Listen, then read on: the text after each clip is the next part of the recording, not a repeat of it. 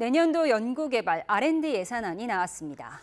지난해 과학기술계를 들끓게 했던 대폭 삭감 이후 전체 규모는 2년 전으로 돌아갔는데 체질 개선에 집중한다는 게 정부의 입장입니다. 장하용 기자입니다. 효과 분석 없이 추진된 예산, 돈을 썼는데 아무런 효과도 나타나지 않은, 왜 썼는지 모르는 그런 예산, 완전히 제로 베이스에서 재점검해야 됩니다. 올해 예산은 지난해 이맘때 나눠먹기식, 갈라먹기식 R&D는 제로 베이스에서 재검토라는 대통령 발언 뒤 33년 만에 대폭 삭감됐습니다. 갑자기 깎여나간 예산으로 1년간 후폭풍을 겪은 끝에 내년 예산은 2년 전 규모를 회복했습니다. 다만 배분은 선택과 집중 기조를 유지했습니다.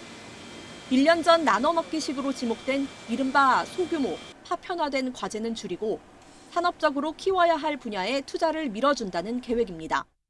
AI, 반도체, 첨단 바이오, 퀀텀 분야에서 글로벌 탑 3를 달성하기 위해 최선을 다할 것입니다.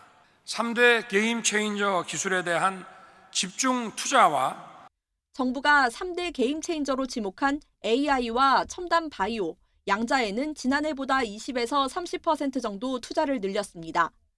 하지만 양자에 대한 투자를 2배로 늘리겠다는 기존 공언에는 증가율이 미치지 못했습니다. 기초연구에 있어서도 정부는 잘하는 연구자가 더 잘하도록 도약 연구를 신설하는 등 모두 2조 9천억 원을 배정했다고 밝혔습니다.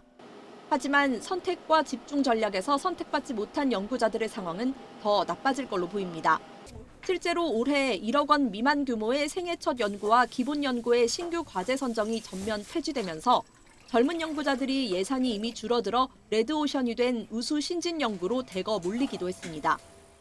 체질 개선, 선도형 R&D로의 전환이 전제돼 있다는 말씀을 널리 설명드리는데 그 이해를 구하는 게 그렇게 쉽지 않은 작업인 것 같았습니다.